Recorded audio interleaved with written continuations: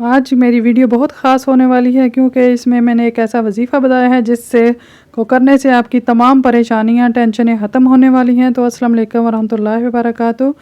सबसे पहले वीडियो शुरू करते हैं। यहाँ पे मैंने तवे पे ऑयल डाला है और ऑयल जो गर्म हो गया तो ऊपर आपने नमक डाल देना है।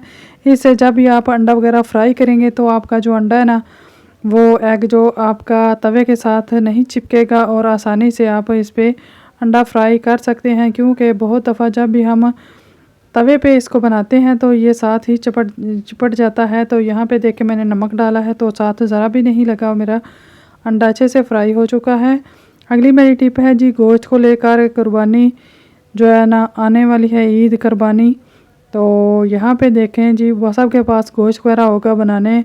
जब भी हम बनाते हैं इस तरह के कुकर में तो उसमें बहुत ज़्यादा झाग बन जाती है, ऊपर दालें हों गोश्त हों झाग बन के ऊपर तक आ जाती है और यहाँ पे इनके अंदर जो है ना इन ढक्कनों में ना वो लग जाती है और बंद हो जाते हैं। तो इसकी सीटी हमारी अच्छे से वर्क नहीं करती। तो इसके लिए जी आपने उसके अंदर डाल देनी है एक कोई सी भी चम्मच।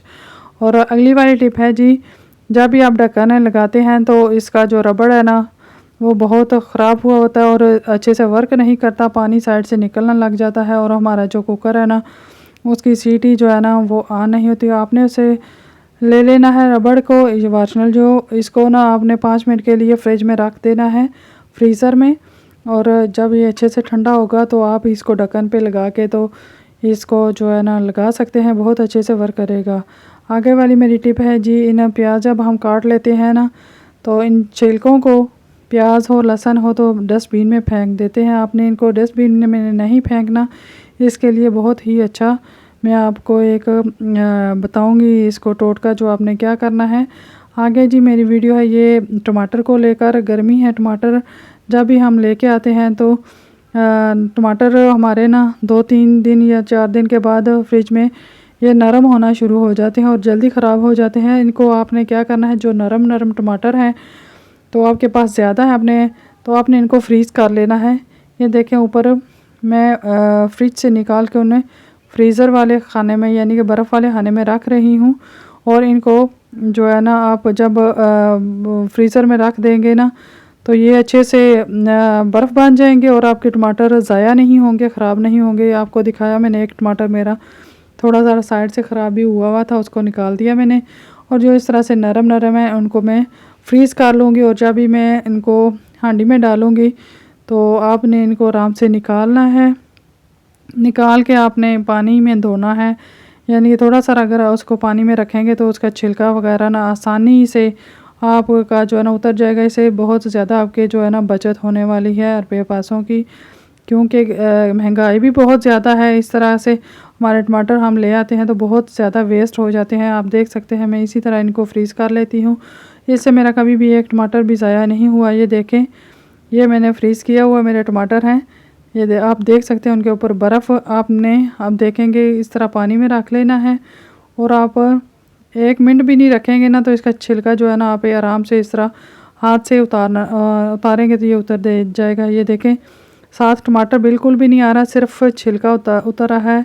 इसका एक फ़ायदा तो ये है कि जब भी हम जो है ना इनको खाने में डालते हैं, बच्चे इनसे जो है ना छिलके देखे तो छिलके तो गलते नहीं हैं, छिलके छिलका ही रह जाता है अंदर और बच्चे अच्छे से खाना नहीं खाते और उनको ये टमाटर का छिलका बिल्कुल भी नहीं अच्छा लगता। तो इस तरह आप आराम से इसको साइड पे निकाल सकते हैं और इनको आप ना जब भी गोश्त वगैरह बनाएं तो इसको आप इसी तरह ऊपर से इसकी डंडी छुरी से उतार दें, आराम से उतर जाएगी, कोई मुश्किल नहीं है।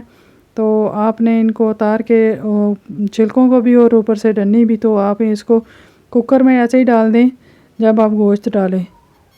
इससे ये होगा कि जो आपका टमाटर है वो बिल्कुल गल जाएगा और हांडी में डला हुआ इसका छिलका भी बच्चों को नज़र तक किसी को भी नहीं आएगा और इसके जायका भी आ जाएगा। यहाँ पे देखें इसमें डाल रही हूँ मैंने, ऊपर से इसका वो डन्नी भी उतार दी, उसको कुकर में डाल दिया है। अब ये इसी तरह पक जाएगा। आगे वाली है मेरी जो है, ये देखें पानी मैंने डाला हुआ है पीने के लिए। मैं इसी तरह लेमन के 2-3 स्लाइस और जो है ना की 3 से 4 पत्तियां डाल लेती हूँ और इनको दिन को पीती हूँ तो बहुत ही अच्छा रहता है। और जब ये आप काट चुके यानी कि शाम हो गई है, आपने इस पानी को इनको ज़ाया नहीं करना। जो लेमन के स्लाइस हैं इनको आपने ज़ाया नहीं करना, आपने रख लेना है। और जो मैंने आपको प्याज़ों के छिलकों का बताया था उसके लिए बहुत ही अच्छा सा स्प्रे बनेगा। जो ज़्यादा हमें आजकल मच्छर और मक्खियाँ तंग करते हैं उनके लिए, इसके लिए मैंने सिर्फ प्याज के छिलके और ले लिए हैं लहसुन के, और जो आपके पास लेमन पड़े हुए हैं जो आपने उनका रस निकाल लिया हो तो छिलके हैं तो वो भी आप इनके अंदर डालें। और ये देखें 3 से 4 लौंग भी डाल दूँगी इसके अंदर, और ये एक अच्छा सारा स्प्रे बन के तैयार हो जाएगा। इससे आपके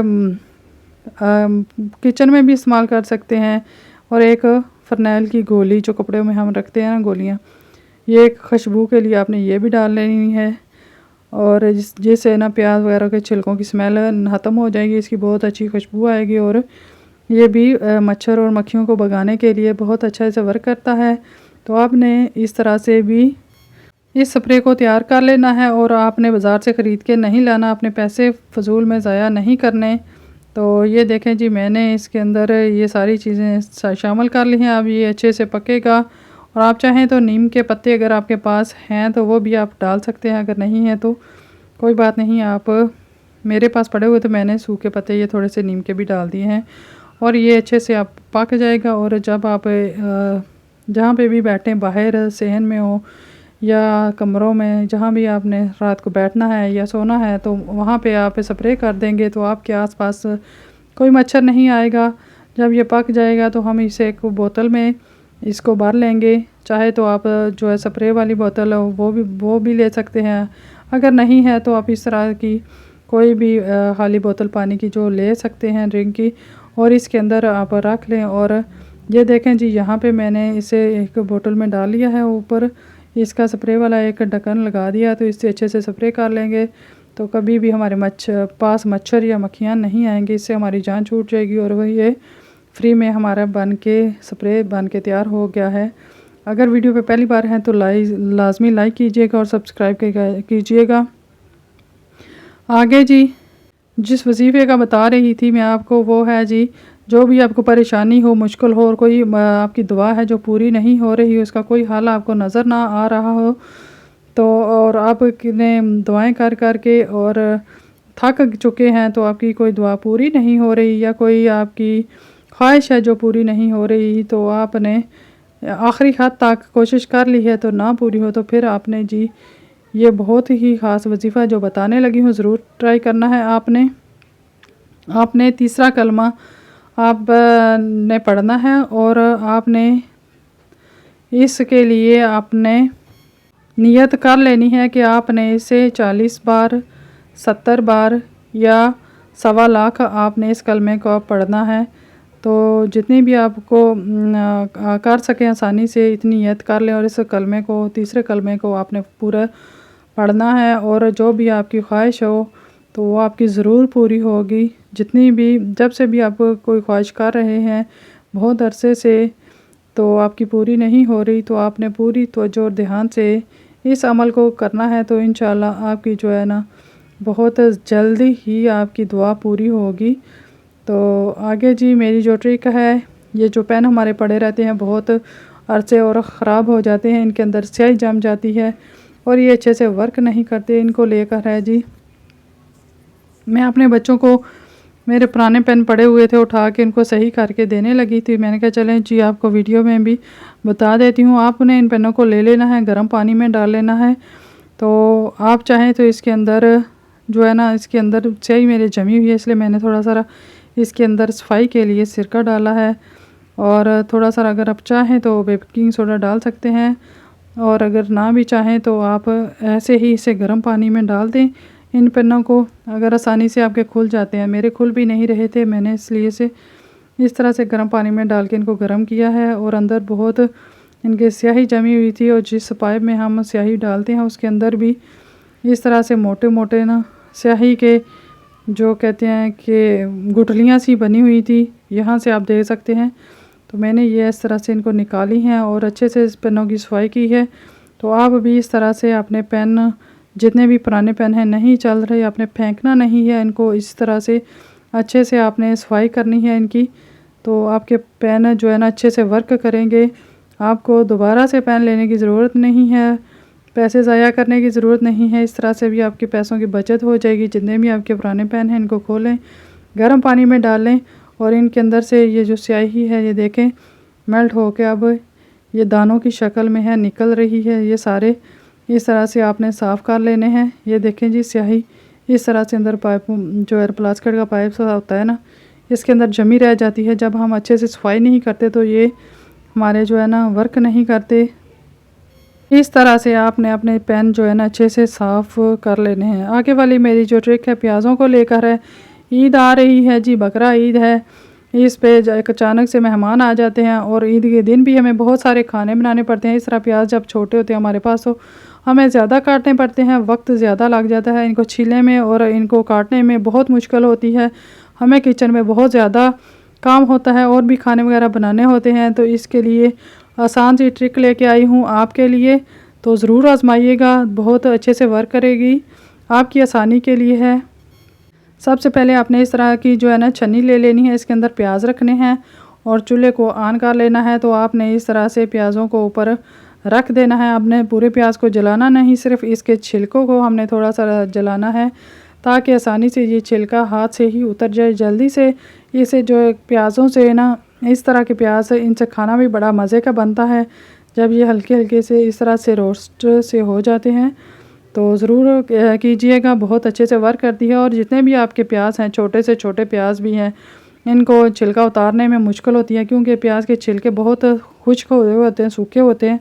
जब भी हम इनको काटते हैं तो ये पक्के की हवा से भी उड़ उड़ कर कहीं से कहीं चले जाते हैं और हमारा टाइम बहुत ज़्यादा ज़ाया हो जाता है इनको छीलने में और इनको काटने में। तो अगर आप इस तरह से करेंगे तो आपके जो है ना प्याज जल्दी से आपके प्याज जो है ना, अगर 5 किलो या 10 किलो आप प्याज छीलना चाहें तो भी आपके ना 5 मिनट में ये सारे प्याज आप इस तरह से करके छील सकते हैं आसानी से। एक तो आपके जो है ना टाइम की भी बचत होगी और दूसरा जो है ना आप आसानी से अपने हाथ ख़राब किए बगैर प्याज़ों को छील सकते हैं। ये देखें मैंने हल्के से इनको ऊपर से ऊपर वाला छिलका रोस्ट किया है और हाथ से भी अगर आप इस तरह करेंगे तो ये उतना शुरू हो जाएगा, लेकिन इससे बेहतर है कि आप ऊपर से इसकी आगे वाली साइड और पीछे वाली साइड जो है ना छुरी से काट लें। तो फिर जो है ना आपका प्याज इस तरह से आप हाथ लगाएंगे तो हाथ से थोड़ा सा मसलेंगे तो आपके प्याज साफ़ हो जाएंगे, ऊपर वाला छिलका बिल्कुल ही उतर जाएगा 1 मिनट में। यहाँ से हम इस वाले साइड को और पीछे वाली साइड को भी उतारेंगे। ये देखें अगर आप छुरी से भी करते हैं तो 1 मिनट में सारा, ये देखें हाथ से भी पूरा छिलका 1 मिनट में उतर जाएगा। इस तरह से आपके टाइम की बचत हो जाएगी और बहुत मुश्किल ये काम लगता है प्याज़ों को छीलना क्योंकि आँखों में भी लगते हैं। अगर इस तरह से करते हैं तो आपकी आँखों में भी ये नहीं लगेंगे और आँखों में आंसू नहीं आएंगे इस तरह से प्याज़ों को करते हुए। यहाँ पे आप सबसे रिक्वेस्ट है कि प्लीज़ मेरी वीडियो को लाइक करें और मेरे चैनल पर पहली बार आए हैं तो चैनल को भी सब्सक्राइब करें। आप सबके सपोर्ट की बहुत ज़रूरत है। तो यहाँ पे जी हमने प्याज को छील लिया है। इस तरह से आप ढेरों प्याज जो है ना आसानी से इनका छिलका उतार सकते हैं और इनको आसानी से हम काट किस तरह सकते हैं वो भी आपको आगे जाके बताती हूँ कि जितने मर्ज़ी प्याज हैं आपके पास तो आप उनको किस तरह से बहुत अच्छे तरीके से आसानी से काट सकते हैं। ना तो आपके हाथ ख़राब होंगे, ना ही आपने छुरी से उनको काटना है और ना ही जो है ना आपके आँखों में लगेंगे।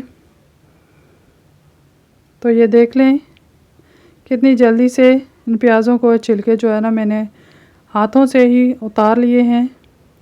ना ही जो हमारा प्याज ज़्यादा ज़ाया हुआ है क्योंकि जब हम छुरी से काटते हैं तो ये बारीक छिलके उतरते नहीं हैं, फिर हमें मोटी वाली तह भी उसकी उतारनी पड़ती है, तभी जाके हमारा जो है ना आधा प्याज जो है ना वो ज़ाया हो जाता है। इस तरह से अगर प्याज आपके ख़राब हों तो आप ऊपर वाले छिलके को छुरी की मदद से आधा इसको काटें, पूरा आपने इसको ज़ाया नहीं करना।